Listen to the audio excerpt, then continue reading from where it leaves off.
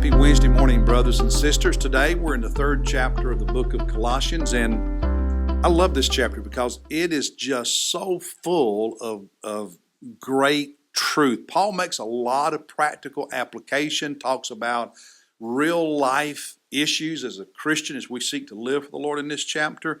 And I could talk for a long, long time, but I'm not going to. There's one verse, and in particular, one word in this chapter that really caught my attention and made me do some thinking.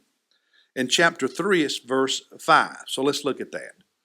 He says, therefore consider the members of your earthly body, just our flesh, as dead to immorality, impurity, passion, evil desire, and greed, which amounts to idolatry.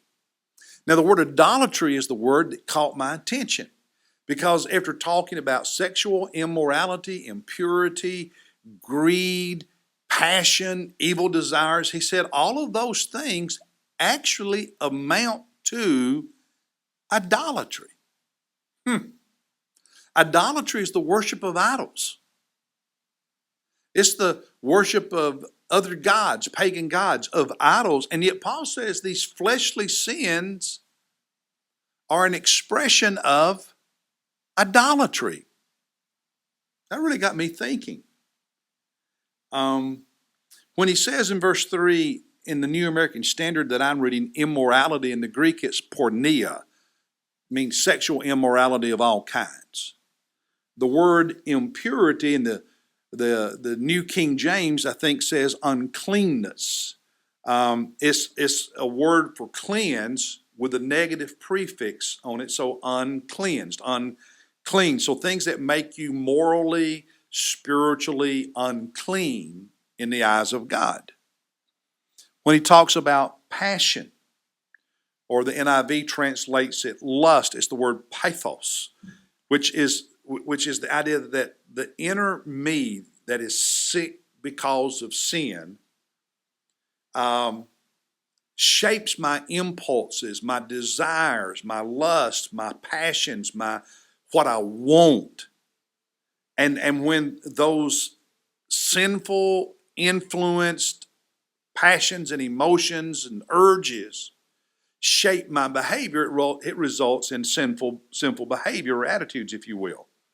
Evil desires really is two words, one meaning bad or evil, and the other desire or longing. So it's a longing that is evil. It is a desire that is not of God, not a holy. So it's not just sexual desires. Evil desires and bad longings can be for just about anything. And so he transitions to greed, or the King James and others use the word covetousness. Really, it's a compound word, two words, one meaning more, and the second word to have more. So it's greed, it's covetous, it's wanting what you don't have. Now, what he says is all of that stuff is actually idolatry. Really? How so? Well, idolatry is rather than giving God and His will and His truth the rightful place in my life, I worship something else. I listen to, follow, want, obey something else. And what Paul says is when we're guilty of these sexual sins and financial sins and attitudinal sins that are a response to this sinfully influenced emotions and longings and passions and desires and wants in us, what we're really doing is committing idolatry. It's like worshiping another God because there's something else we want more than we want Him. And that's idolatry. That's the reason he, in the first three verses, says, therefore you have been raised up with Christ, raised to new life. Keep seeking the things above, where Christ is. Verse 2, set your mind on the things above, not on the things that are on earth. It's the idea that we talked about the other day that the flesh, what you feed the inner man.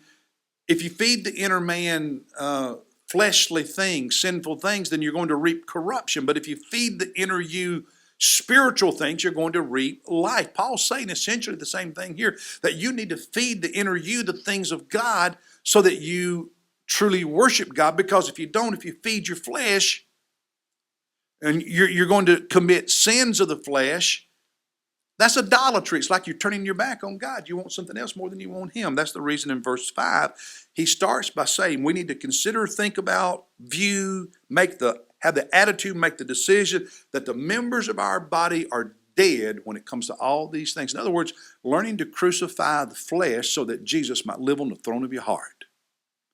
Otherwise, we're guilty of idolatry.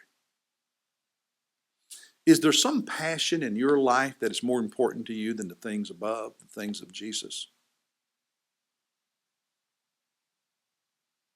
Is there? And it doesn't necessarily have to be just an evil thing, but if you want it more than you want the things of God, more than you want Jesus, that makes it evil. That makes it idolatry.